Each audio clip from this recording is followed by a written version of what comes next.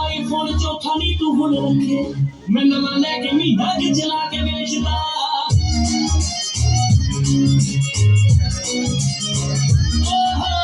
iPhone चौथा नहीं तू कहीं जावे ऐसे साडा बापू जिमीदार कित्थों लैके जमींदार ओ डैडी जी दे कैश उत्ते कहीं जावे ऐसे साडा बापू जिमीदार कित्थों लैके जमींदार ओ डैडी जी दे कैश उत्ते कहीं जावे ऐसे साडा बापू जिमीदार कित्थों लैके जमींदार